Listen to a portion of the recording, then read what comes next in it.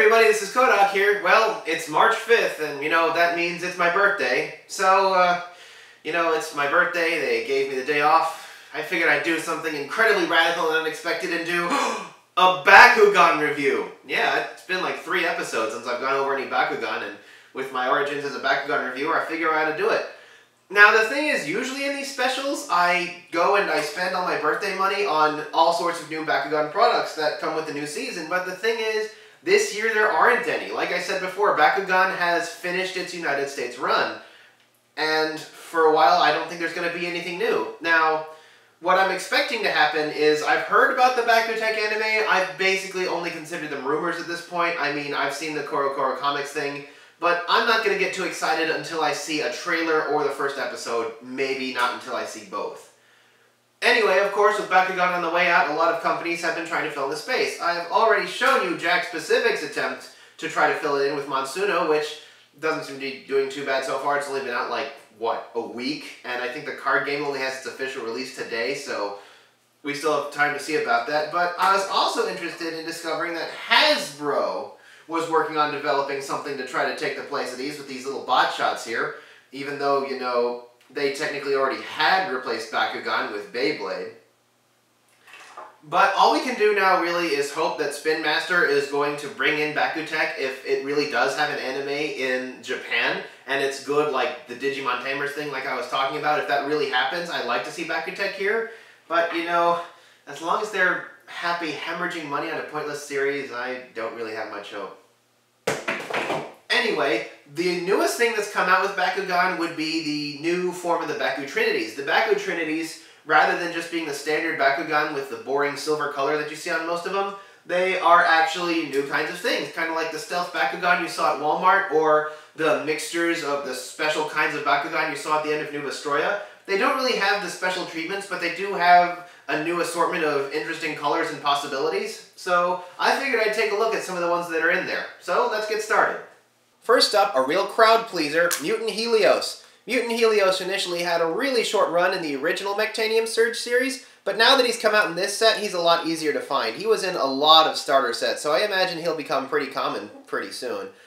Anyway, like all Mutant Bakugan, he is able to be taken apart into 2 head parts that have the head part, which has this large head and a pair of large forearms, and the rear part, which has these large wings up here and a tail, a bit different from what you've seen on the other Baku mutations so far. Anyway, Bakugan in these new Baku Trinity sets, this one has Gs in excess of 1,000. Now, it only has 920 printed on the actual head here, but you are able to combine it with the numbers found underneath his arms, which is a bit harder to do, in order to get his full power. Like all Helioses, he has this rearward folding horn, although the head for this Helios is a bit bigger than most Helioses. You can still see a lot of the accents that you see on, like, the Cyborg Helios. Following on the heels of the previous Bakumutant, we now have Mutant Krakenoid. Kind of weird that Mercury Draconoid is the only Bakugan in this series to not have the word mutant on the front of it. Anyway, Mutant Krakenoid is kind of like the regular Krakenoid, only it has these large extra tentacles kind of at the front rather than the long arms in the back. However, you can still tell it's Krakenoid because of how it has the multiple arms and this kind of weird horn here.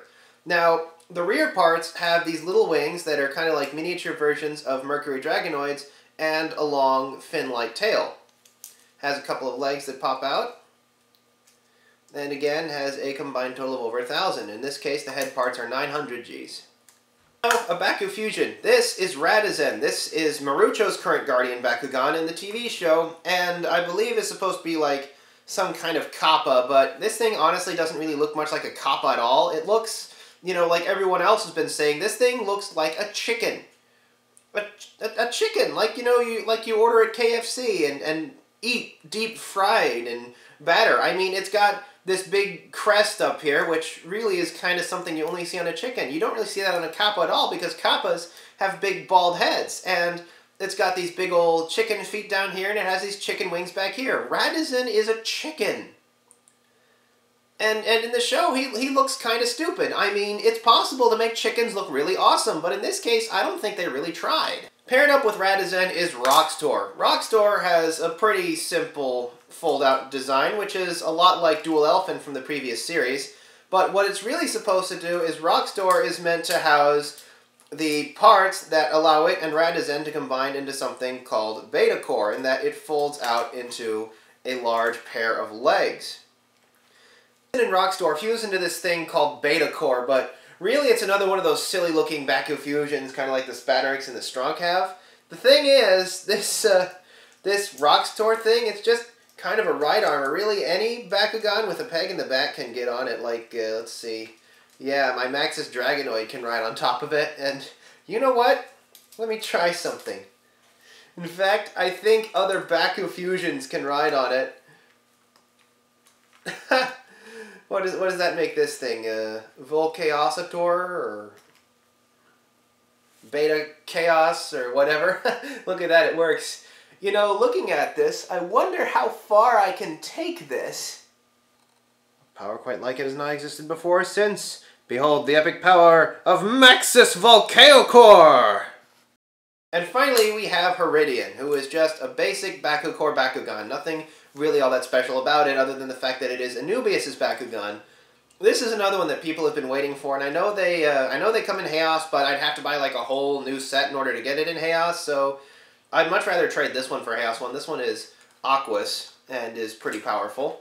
It's a Cerberus, which is a three-headed dog. It's got this head up here and these kind of vague heads down here, kind of like what you saw on Alpha Hydronoid a few seasons back. It's got these gigantic hands as well. Now, I know that Spyron is out as well, however, I didn't actually manage to acquire it, and I think in order to acquire it, or the Chaos version of this, I'd have to buy a whole new pack, and I don't really want to do that, so... Twist, just this morning I found a package from the Titanium Drago. It contained a Baku Mutation Bakugan. Yeah, I know. I'm talking about Baku Mutants and how they come apart. Well, Baku Mutation used to mean something different. A Baku Mutation Bakugan in the new Vestroya sense is a Bakugan that is half regular Bakugan, half clear Bakugan. This is a Hyper Dragonoid, which is half Pyrus, half clear. Now, their special treatment is that if the opponent is a special treatment Bakugan, they can choose whether to stay their attribute or become the attribute of their opponent. In that way, it's kind of a watered-down version of the translucent Bakugan, but they look kind of cool. The really cool one was Mosquito, where it had the transparent wings. That just looked like it would be awesome, and I'd really love to get my hands on one of those. Anyway, I'll be sending the Titanium Drago his half of the trade very soon. Drago also sent me something else interesting. You see, this is the North American Bakugan Skyraiders reference card. You see it has the text printed in English and French. Now, here is the Skyraiders reference card they get in Europe. As you can see, it's about as much text as it is pictures, because it has them printed in English, French, Spanish, German, Italian, and Portuguese. Rather than trying to localize it to the different areas, I guess Spin Master or whoever's in charge of the international distribution just decided to put them all on the same card, kind of like some kind of Rosetta Stone. Now, I know a lot of Europeans know many different languages, but this is just kind of ridiculous. I mean, you can barely read the text with how much is on here, and the numbers, the bonus numbers, are actually a lot smaller. So, I honestly think that localizing the versions is just a little better, because imagine trying to print Yu-Gi-Oh cards in this many languages on the same card.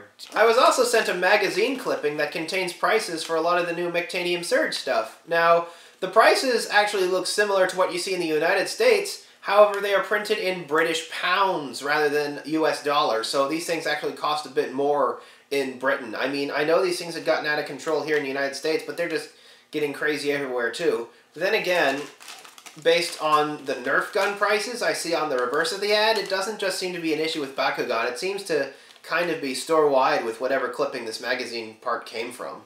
The new Baku Trinities and the old Baku Mutation series. Anyway, I'm not really going to be able to do so many Bakugan reviews because they're not putting out so much new stuff. I mean, I do have some Baku tech I need to go over, which are still being made in Japan, and I have some other Japanese Bakugan I should explore as well. But until then, there's not really going to be much. Monsuno, on the other hand, has put out some new stuff, and while it's kind of trickling out the door of my shop, I haven't really seen any large-scale buying of it yet, and then again, the franchise is only about, like, a week old, and the card game, I think, only officially comes out today. So, I'm just going to wait a little bit on it, see what we get. I'm going to talk to Jax about it some more. Now, these bot shots, I'm probably going to give their own review for. They're kind of cute, but they do have their problems. Now, Redekai has finished its first season run on the television show, and it is about a month away from being half a year old. I think then would be the perfect time to do an assessment of it. 6 months, I think, is probably a fair enough time to give to see whether or not something has become popular. So I think that's when I'm going to do my Redekai review, if I do one at all. But I guess until then, this is Kohdok signing off. Happy birthday to me. Pinkie Pie, you're a genius! No, I'm not. I'm a chicken.